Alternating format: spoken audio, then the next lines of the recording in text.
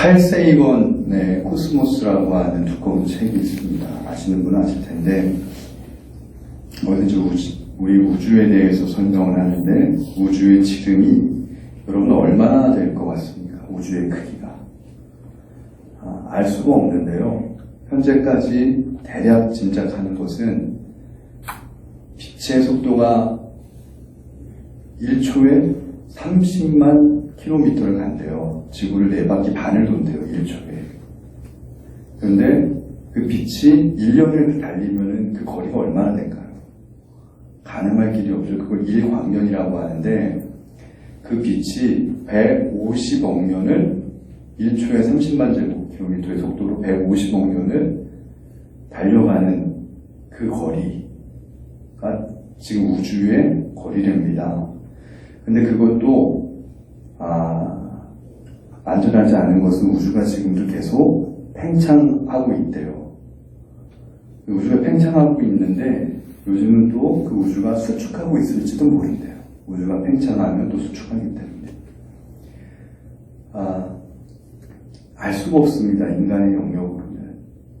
그러면 하늘에 별이 몇 개나 될까? 보니까 우리 지구는 행성이라고 하고 태양은 항성이라고 하잖아요. 근데 우리 같은 이 별들이 한 1000억 개 정도 모이면은 은하를 이룬대요. 은하계. 근데 이 은하계가 1000억 개 됩니다. 이 별들이. 근데 우주에는 이런 은하가 한 2000조? 그냥 뭐 상상이 안 되는 거죠. 근데 거기 그 우주에서 지구를 볼 때는 점 하나래요. 점 하나. 점 하나도 안 될 거예요. 티끌만큼도 안 될 거예요. 자, 그러면 인간이 요즘 만원경을 이렇게 발견을 해가지고요. 아주 엄청난 만원경을 발견해서 이렇게 빛을 이렇게 발견해냈는데 150억 광년 전까지의 빛을 발견해낸 거예요. 그러면 그 별빛은 지금 별빛이 아니라 150억 년 전에 빛이 지금 도달한 거죠. 그럼 150억 년 전에 그 별은 지금 있을까요? 없을까요? 예, 알 수가 없습니다. 그리고 또 재밌는 사실은요, 그 공간이라고 하는 개념, 여러분 아십니까? 공간? 우리가 이렇게 있는 게 지금 공간이잖아요. 예배 드리는 것도 공간이잖아요. 근데 이 공간이라고 하는 개념은 시간이라고 하는 개념과 떼놓을 수가 없는 개념입니다. 그래서 우리가 공간이 있기 때문에 속도를 낼 수가 있어요. 이 공간에서 질량이 있는 물체가 저 공간으로 이동할 때 거리가 얼마고 몇 초에 가느냐, 몇 분에 가느냐, 속도가 나오고 그 속도를 또 시간이라고 하는 단위로 이렇게 측정을 하는 거래요. 그런데 과학자들이 그런 상상을 한다고 합니다. 뭐냐면 우주는 빅뱅의 원리로 우주가 지금 이렇게 탄생됐다는 것은 거의 정설로 다 받아들이고 있어요. 작은 점 하나가 근데 이거를 그렇게 설명하더라고요. 그 작은 점 하나에 지금 이 거대한 우주가 담겨져 있었다라는 거예요. 과학자들의 이론입니다. 작은 점 하나, 빅뱅 시작하기 작은 점 하나에 그 밀도에 지금 이 거대한 수경의 그 별들이 압축되어 있대요. 그것이 폭발하면서 터지면서 확장되는 것인데 우리가 볼 때는 이 우주가 150억 광년이나 되는 이 우주가 여러분 상상이 돼요? 작은 점 하나에 다 들어있었다라는 게 태초에. 그러면 그 작은 점으로 끝나게 된다면 그 작은 점 밖에는 공간이 있을까요? 없을까요? 이론적으로 없다라는 거죠. 공간이 없으면 시간도 없다라는 거죠. 그래서 시간이 없는 영역이 과학적으로 존재한다는 겁니다. 그거를 저는 성경에선 저는 그 이해를 했어요. 왜냐하면 그게 영생의 시간이고 공간이기 때문에 그렇습니다. 여러분, 영생의 시간과 공간이 과학적으로 이미 밝혀진 것을 믿으시기 바랍니다. 그래서 이 사람들이 영생이 어디 있어? 그렇지 않습니다. 천국이 어디 있어? 그렇지 않습니다. 과학적으로 우리가 우리 언어로 증명을 못할 뿐이지 과학자들은 이미 그게 나와 있더라고요. 입증이 돼 있더라고요. 학설로. 그러니까 되게 천문 과학을 하는 사람들이 대부분 신앙들이 좋아요. 그들은 신을 인정 안 할 수가 없는 거예요. 그러니까 하나님을 믿는다라는 것은 우리의 얄팍하고 짧은 경험과 지식, 그걸 내려놓고 성경의 말씀을 믿는다는 것인데, 저는 이렇게 믿고 보니까, 저는 요즘 천문과학이나 양자과학이나 뭐 이런 것들을 많이 공부하는 이유가 뭐냐면, 여러분, 과학이, 어떤 과학자들은 신의 존재를 부정하지만 대다수의 과학의 진보를 통해서 신은 오히려 증명이 되고 있습니다. 근데 이걸 이제 성경과 연결을 못하는 것뿐이죠. 여러분, 또 하나 제가 재밌는 거 하나 존재를 증명해 볼게요. 빛이 입자입니까? 파동입니까? 빛. 입자라고 하는 것은 솔리드입니다. 고체죠. 파동이라고 하는 것은 에너지입니다. 운동의 흐름입니다. 뉴턴까지는요, 아이작 뉴턴은 대과학자입니다. 천재라고 해요. 시대적인 한계가 있어서 아인슈타인보다는 올드한 과학자라고 하지만 뉴턴이 처해 있던 시대 환경을 본다면 사실은 아인슈타인보다 더 천재일 수도 있는 게 뉴턴이에요.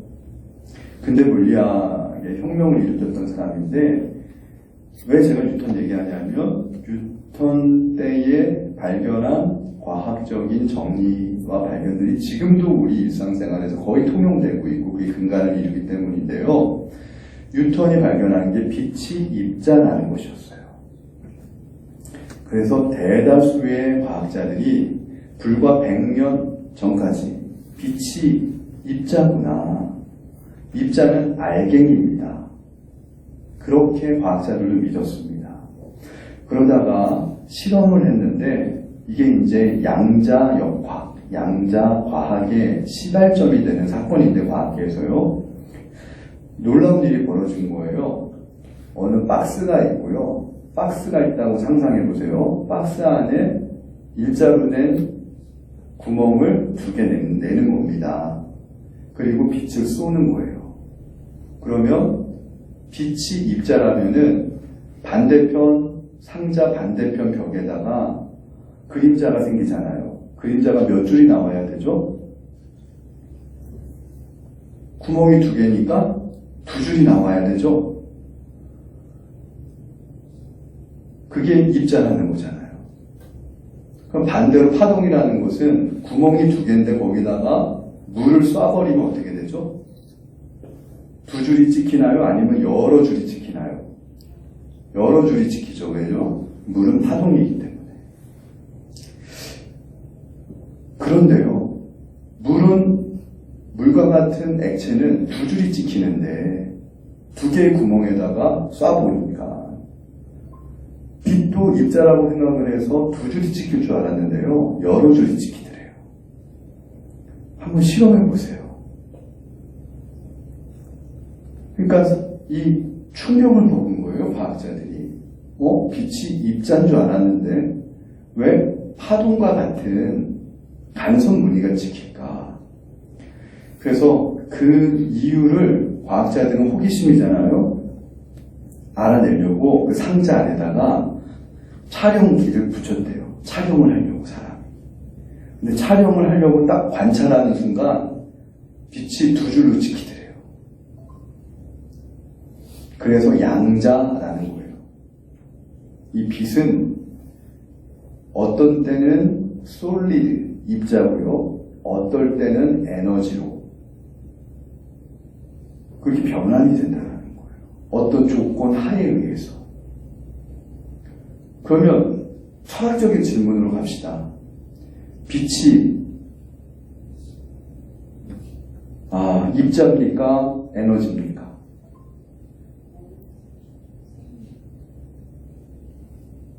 알 길이 없는 거예요. 철학적으로 가면 닭이 먼저냐 알이 먼저냐 이렇게 가는 겁니다.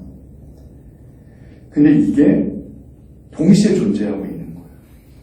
그러니까 이게 그동안의 3차원적인 사고방식으로는 도무지 이해하고 납득이 안 돼서 아인슈타인조차도 이 양자 과학을 부정하는 일에 아인슈타인도 평생을 바쳤는데 아이러니컬하게 아인슈타인 사후에 양자 과학은 이미 이제 정설로 받아졌고 지금은 양자 컴퓨터까지 거의 기반이 다 됐대요. 구축이.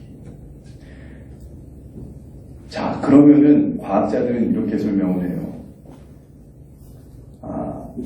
귀신 유령에 대해서도 유령이 평소에는 에너지로 있는데 빛처럼 에너지로 있다가 관찰하면은 다시 빛이 솔리드가 되듯이 이게 어떤 특별한 영적인 사건에 의해서 자극을 받게 되면 어떤 사람의 눈에 보인다는 거예요. 유령 입자화가 돼서 솔리드화가 돼서 그거를 사람들은 유령이라 부르기도 하고 그거를 귀신이라 부르기도 하고 그럴 수 있다라고 양자과학자들이 얘기를 하는 겁니다. 근데 저는 성경에서 이 부분이 이해가 됐던 게 뭐냐면 예수님께서 부활하시기 전에는 솔리드 고체셨어요. 그러니까 벽을 통과하지 못했는데 부활하시고 난 예수님이 벽을 통과하셨다고 그랬잖아요.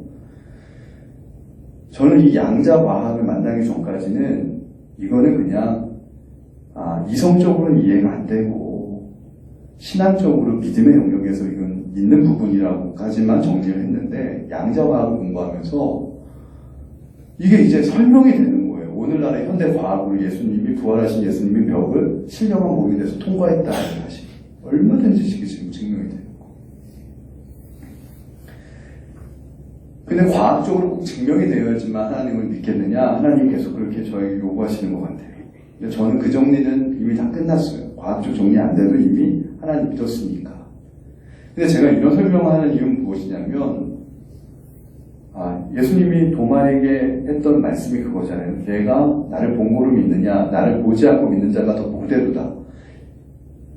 이게 정말 복인데 목회하는 입장에서 혹시 오늘 이 자리에서도 하나님 살아계시고 천사가 있고 사탄이 있고 이런 거 믿음이 흔들리는 분들이 또 있을까봐 이런 과학적인 것까지도 제가 곁들여가지고 계속 오늘 설명을 해드리는 겁니다. 자, 그러면 성령님이 계신다는 거예요.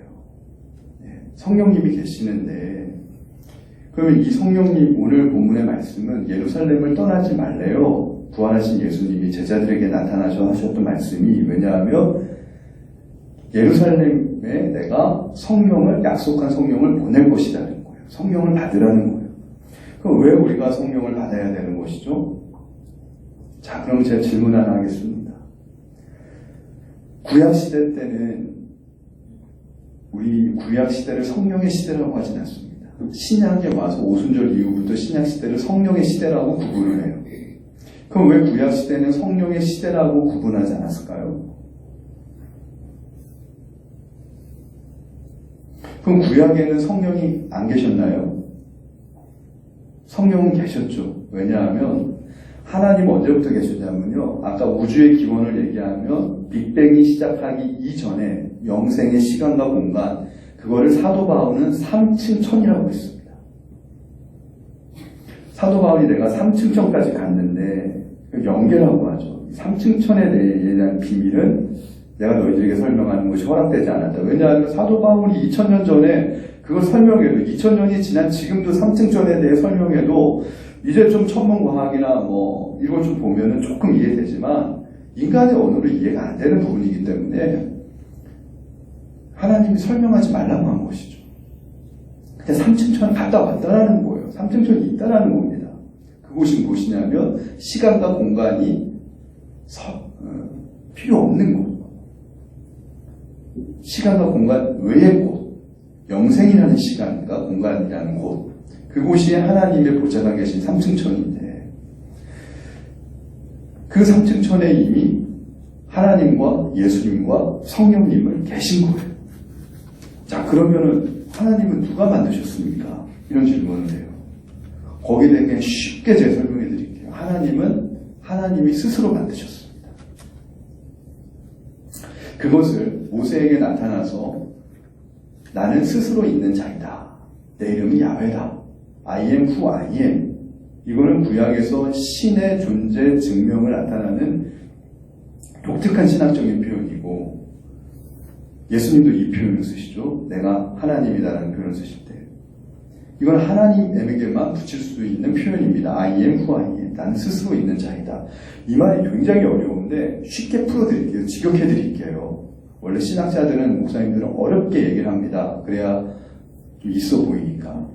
쉽게 풀어드리면 나는 내가 만들었어. 나는 내가 지었어. 하나님 누가 만들었냐면 하나님이 만들었다는 얘기입니다. 그걸 그렇게 어렵게 얘기하는 겁니다. 자, 그리고 나서 천상에서 죄가 발생이 되죠.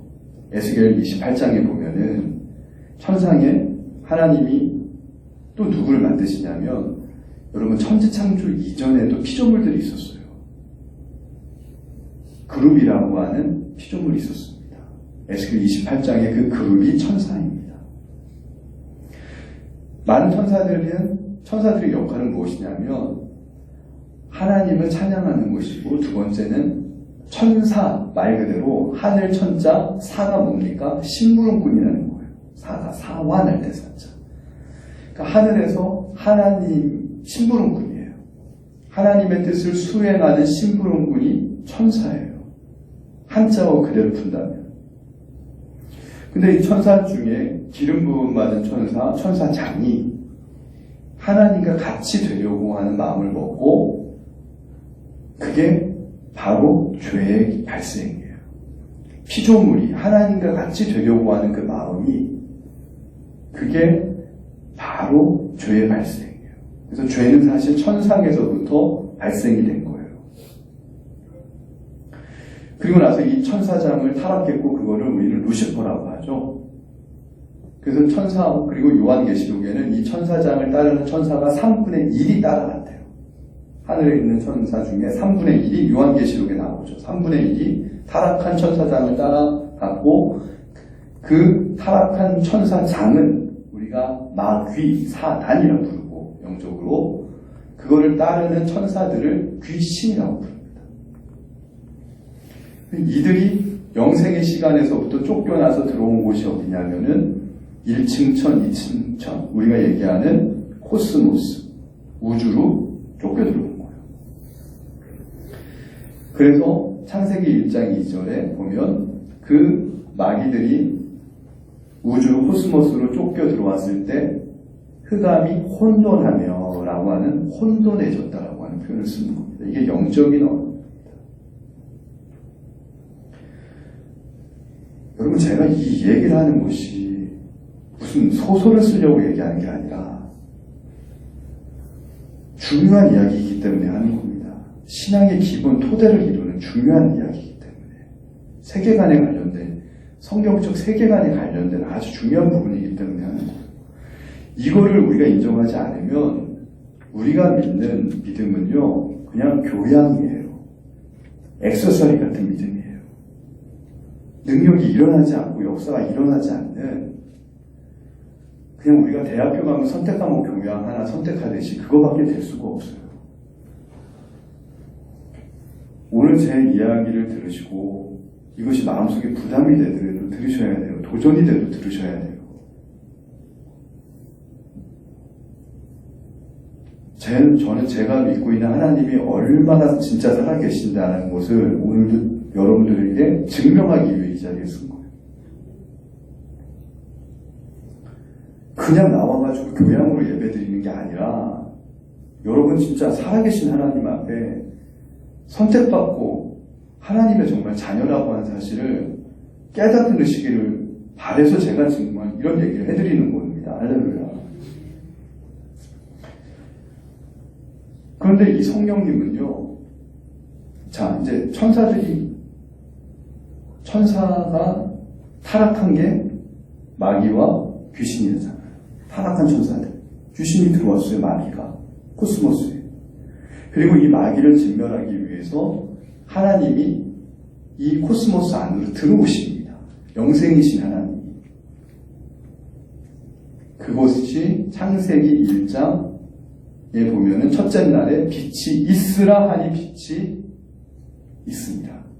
여기서의 빛은 광명체, 넷째 날에 하늘의 광명체를 넷째 날에 만드시는데 해와 달과 별 그 빛이 아니라 영적인 빛, 하나님을 의미하는 겁니다.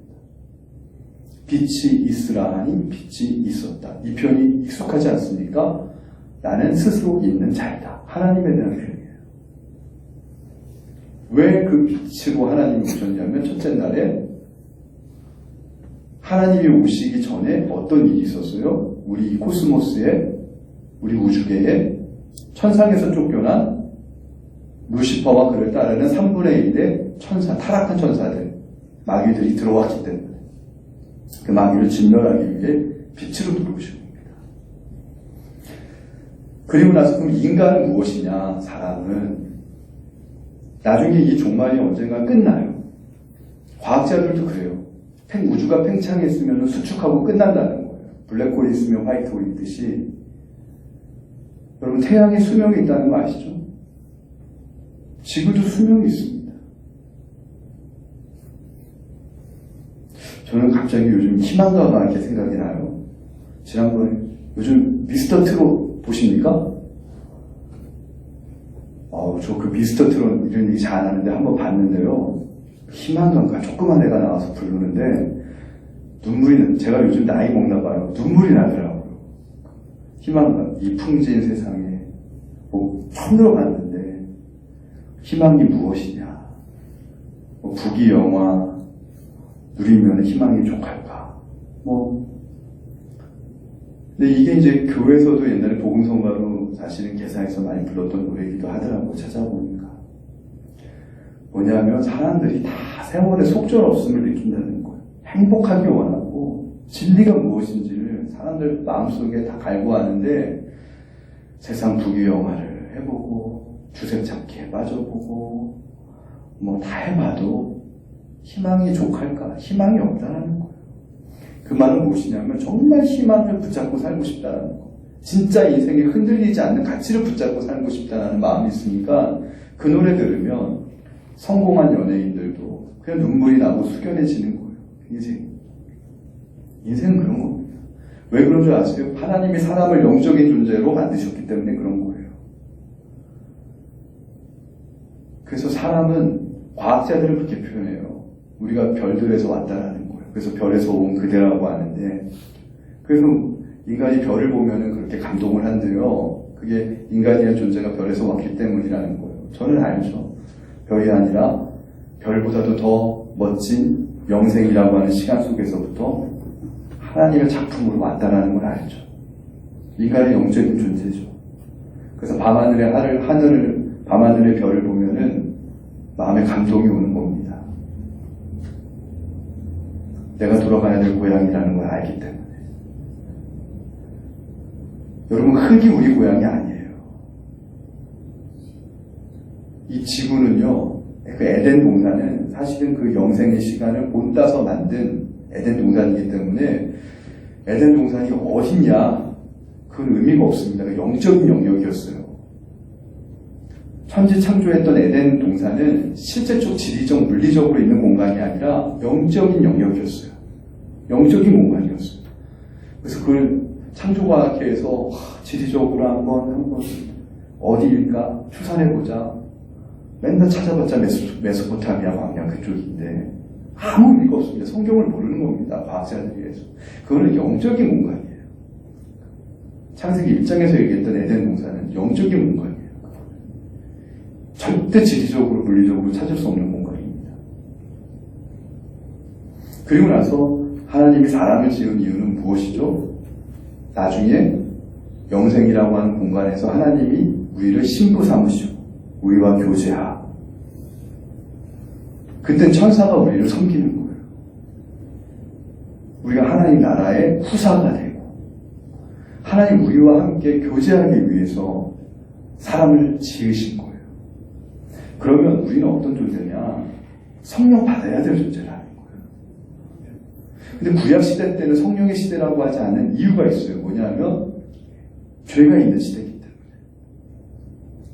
성경에서 보면 영적으로 아담과 하와가 선악과를 따먹고 죄가 인류 역사에 들어오고부터 구약은 신학적으로 볼 때는 죄가 있는 시대예요.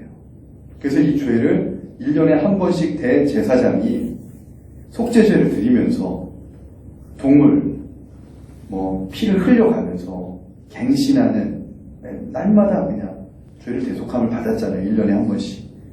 그러나 이것이 온전히 사하여지지 않는 불완전한 제사였기 때문에 성령님이 그 시대를 주관할 수가 없어요. 왜냐하면 성령은 죄가 있는 곳에는 역사하지 않으세요.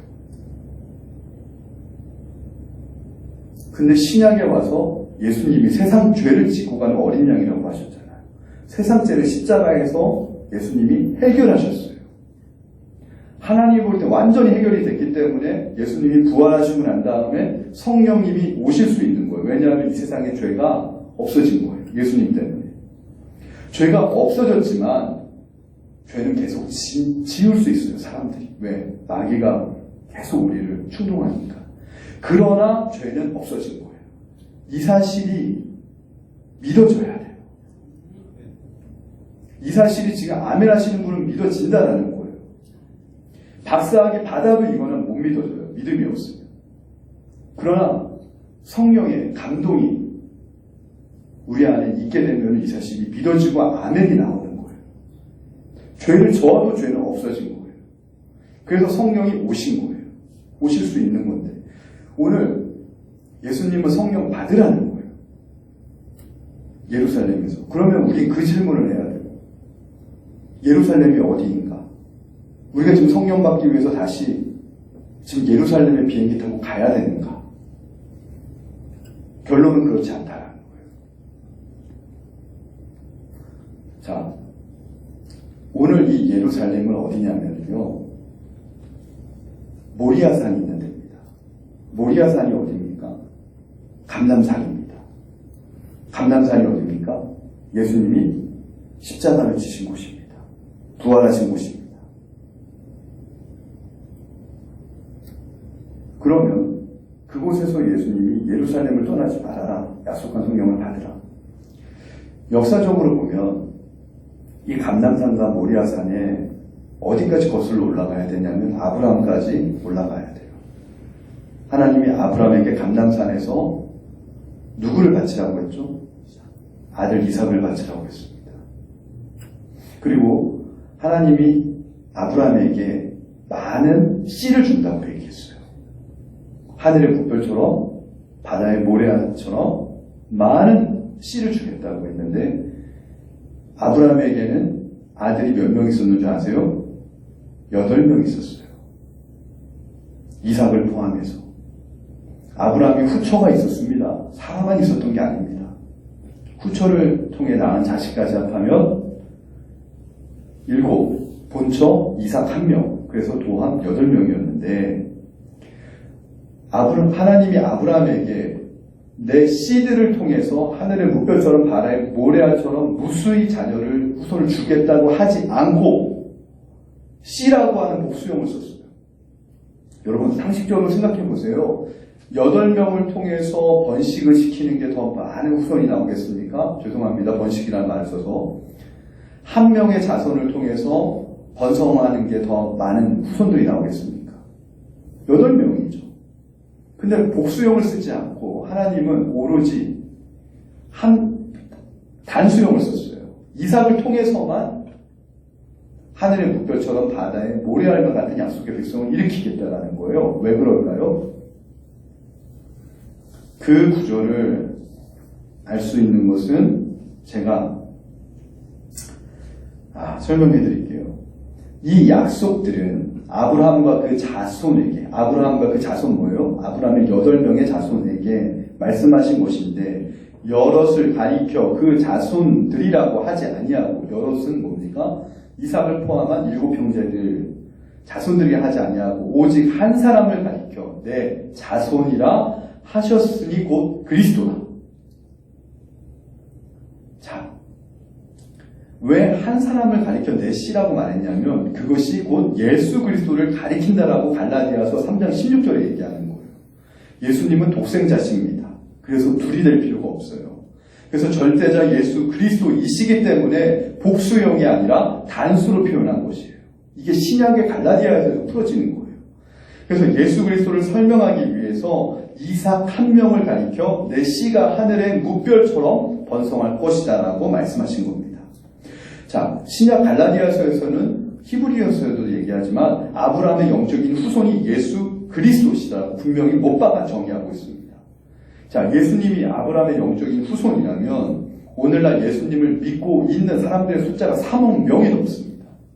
그러면 하나님이 아브라함에게 하셨던 그 약속이 오늘날 이루어졌습니까? 이루어지지 않았습니까? 이루어졌습니다. 그리고 이걸 이렇게 표현합니다. 갈라디아서 3장 7절 8절에 그런즉 믿음으로 말미암은 자들은 아브라함의 자손인 줄 알지어다. 또 하나님이 이방을 믿음으로 말미암아 의로 정하실 것을, 오늘날 이방에게 복음이 전하여져서 이방에서 영적 우리와 같은 후손들이 나올 것을 성경이 미리 알고, 하나님은 전지전능하시니까 미리 알고 먼저 아브라함에게 복음을 전하대. 3000년 전에 아브라함에게 먼저 복음을 전했다는 거예요. 오늘날 이처럼 이렇게 많은 그리스도를 믿는 이방의 믿음의 백성들이 일어날 것을 성경이 미리 알았어. 모든 이방인이 너로 말미암아 복을 받으리라 하였느니라. 단수형이었어요. 이 세상에는 유대인들 입장에서 볼 때 이방인이 굉장히 많죠. 그런데 이러한 이방인들이 복음으로 말미암아 구원받을 것을 하나님이 정하시고 미리 아브라함을 복음으로 불러내셨다라는 이야기입니다. 사실 아브라함이 하나님을 만나기 전까지 갈대아 우르에서 우상을 섬기는 인생이었지 않습니까? 근데 그런 아브라함을 하나님이 찾아오셔서 너는 내가 지시한 땅이 아니라 지시할 땅으로 가라고 말씀하실 때 아브라함이 마침내 우상을 떠난 줄로 믿습니다. 그러므로 하나님이 아브라함에게 떠나라고 하신 말씀이 바로 아브라함이 들은 복음이라는 것이고, 그 복음을 듣고 아브라함이 우상을 섬기던 땅 갈대아 우르를 따라 가나안으로 가게 됐고, 그리고 이 복음으로 말미암아 아브라함이 의롭게 된 거죠. 그렇다면 마찬가지로 이방인들도 예수 그리스도의 복음을 듣고 의로워졌습니다. 그래서 복음을 듣고 의인이 된 최초의 모델이 아브라함이라면 오늘날 예수 그리스도의 복음을 듣고 의로워진 모든 사람들도 복음을 듣고 의롭게 된 아브라함의 자손이 됨을 알지어다. 이게 오늘 성경이 얘기하는 것이고요. 그럼 오늘 말씀의 결론이 나오는 거잖아요. 돌출이 되는데 모리아산에서 아브라함이 이삭을 하나님께 바치는 제사를 드렸던 곳, 그곳이 예루살렘. 예루살렘은 예수님이 골고다 언덕에서 십자가를 지셨던 곳. 이러한 예수를 품고 있는 사람이 바로 우리들이라는 거예요. 저와 여러분이라는 거예요. 이해가 되세요? 그래서 성령 받으러 어디로 가지 말라라는 거예요. 아브라함의 영적인 후손인 우리, 뭐를 통해서? 예수 그리스도를 믿는 믿음을 통해서. 그 사람이 바로 영적 예루살렘이라는 거예요. 오늘날의 예루살렘은 어디냐면 우리 성도들 안에 있다라는 거예요. 그래서 신약에서 너희가 성전인 줄을 알지 못하느냐. 할렐루야. 성전은 어디에 있었죠? 예루살렘에 세워졌습니다. 근데 예수님이 오시면서 예수님이 성전인데 예수님이라고 하는 성전을 마음에 복음을 듣고 예수 그리스도의 자녀가 된 우리들은 우리는 예루살렘이 임하기 때문에 어디 가지 말라는 거예요. 성령 받으려고. 이곳에서 말씀 듣고 기도하면은 성령이 임하는 걸 믿으시기 바랍니다. 여러분들에게는 이 빛고울 감리교회가 주일마다 나와서 하나님의 말씀을 듣는 이 곳이 예루살렘인 걸 믿으시기 바랍니다. 성령 받으려고 어디 이상한 곳 갈 필요가 없는 거예요. 하나님 말씀을 통해서, 예수 그리스도를 믿는 복음을 통해서 성령이 얼마든지 임할 수 있다. 성령이 임한다라면 그 다음에는 성령을 수종하는 영적인 존재, 하나님이 말씀으로 천지를 지으신 것처럼 성령이 얼마든지 우리 인생을 지으실 수 있다. 할렐루야. 새롭게 만들 수 있다. 저는요, 요즘 그래서 성경을 알면서부터 기대하기 시작했어요. 왜인 줄 아세요? 수천조 억개가 넘는 별도 지으시는 하나님인데 하나님 불가능이 없으신 하나님이신데 왜 예수 믿는 자들은 웅크리고 살아야 되나? 왜 예수 믿는 자들은 날마다 운명론과 숙명론과 환경결정론을 받아들이면서 그렇게 믿음 없이 살아야 되나? 여기에 대해서 하나님이 저에게 있잖아요. 큰 도전을 주십니다. 하나님은 불가능이 없으시다. 불가능이 없으신 하나님을 믿는다라면 저는 요즘 그렇게 기도해요. 하나님 빛고울 교회가 저는 그래요. 광주에서 으뜸 가는 교회 되게 해달라고 요즘 그렇게 마음의 소원을 품기 시작을 했습니다. 우리 성도들이 있는 지경에서 으뜸되게 해달라고 저는 그렇게 마음에 품기 시작했습니다. 왜냐하면 이건 목사의 능력이 아니라 하나님의 능력이니까. 할렐루야. 전지전능하신 하나님의 능력을 우리가 갖다 쓸 믿음이 없었으니 문제지. 이 믿음을 가지면 여러분 기도하세요. 우리 연세 있으신 권사님들도요, 내 인생 다 끝났다. 이 풍진 세상을 만났으니, 이런 노래도 좋지만, 거기서 눈물 흘리는 것도 필요해요. 그 흘리고 나면은, 허무하게 그냥 끝나는 게 아니라, 희망은 하나님께 있지. 세상을 보면 희망이 없지. 이 노래 부르면서 나는 하나님이 생각이 나더라고요. 그러면서 내 인생 끝난 게 아니라 하나님 내 손자에서, 내 증손자에서 아브라함과 같은, 예수님과 같은, 다윗과 같은 사람이 나오게 해달라고 기도하시기 바랍니다. 인생 끝난 거 아닙니다. 끝날 때까지 포기하지 마십시오.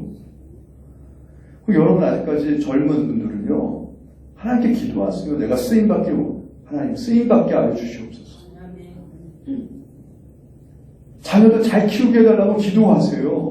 손자 가운데, 증손자 가운데 요셉과 같은 사람 나오게 해달라고 품고 기도하시기 바랍니다. 빛고울 교회 더 많은 약속의 백성들, 좋은 일꾼들 하나님 오게 해달라고 기도하시기 바랍니다. 우리의 삶의 문제가 얼마든지 해결될 수 있음을 믿고 기도하시기 바랍니다. 왜? 하나님은 불가능이 없으신 분이에요. 저는요, 제 목회가요, 요즘 하나님 앞에 무한대로 하나님 쓰시라고 내가 요즘 기도하고 있습니다. 예전에는요, 그냥 소박하게 하나님 쓰셔도 감사합니다 이랬는데 요즘은 그냥 이제는 저도 이런 진리가 자꾸 깨달아지니까 하나님 그냥 모르겠습니다. 이 험한 세상, 이 풍진 세상 만났는데 얼마나 산다고 목회 기껏 해봐야 20년, 25년인데 하나님 마음껏 쓰십시오. 하나님 그냥 쓰고 싶은 대로 쓰십시오. 저는 하나님 앞에 날 크게 써달라고 이런 얘기는 애초부터 없었어요. 난 그게 너무 힘들다는 거 아니까. 그래서 이야기가 하나님 좀 편안하고 부끄럽지 않게, 그리고 또 편안하면서도 조금 약간 그래도 조금 생색낼 정도, 요 정도만 써주세요 했는데 이제는요, 하나님 마음대로 쓰세요. 크게 쓰려면 크게 쓰시고 작게 쓰려면 작게 쓰시고 속으로 작게 쓰면 난 편해서 좋고 크게 쓰면 힘들 텐데, 저는요 지금 좀 거꾸로예요. 많은 사람들은 막 크게 쓰임받게 해달라고 기도하는데 저는 그거 꺾인 지 오래됐습니다. 왜? 실력과 자격과 인격이 안 되는 사람이 큰 자리 가가지고 사고 치는 걸 너무 많이 봤기 때문에 애초부터 나는 제가 어느 순간 꺾었어요. 나는 절대 크게 안 쓰임받겠다. 나는 그냥 진실되게 소박하게 하겠다. 막 정말 그랬는데 요즘은요. 모르겠습니다. 하나님 쓰십시오. 무한대인데. 하나님 만약에 크게 쓴다 그러면 좀 고생 좀 하면 되고, 적게 쓰시면 감사하고 하나님 땡큐고, 적게 쓰면 얼마나 좋습니까? 편안하게 놔두고 소박하게 내 아이들과 많은 시간을 같이 놀고 가정적인 목사가 되겠죠. 하나님 적게 쓰신다 그러면. 크게 쓴다 그러면 가정적인 목사는 못 될 것 같아요. 그 순간부터. 근데 뭐 어찌됐든 크게 쓰든 적게 쓰든 그거는 토기장이가 되지 하나님 몫이고, 중요한 거는 뭐냐면 적게 쓰든 크게 쓰든 날마다 성장해야 된다는 겁니다. 할렐루야. 어제보다는 오늘이 낫고 오늘보다는 내일이 나아야 된다는 겁니다. 그리고 하나님은 그걸 우리에게 원하신다는 겁니다. 여러분, 우리의 삶의 문제 때문에 짓눌린다는 것은요, 성도들에게 있어가지고 자존심 상하는 일입니다. 삶의 문제 정도는 하나님이 분명히 해결해 놓으실 수 있는 분입니다. 할렐루야. 삶의 문제를 해결받고 그 다음에는 하나님의 뜻을 이루어가는데 전진해 나가고 쓰임받는 저와 여러분이 되기를 주님의 이름으로 축원을 드립니다. 여러분, 하나님 안에서 소망을 품으시고요, 하나님 안에서 포기하지 마시고요, 우리를 새롭게 하신 하나님의 은혜를 이 시간 덧입으시기를 진심으로 주님의 이름으로 축원을 드립니다.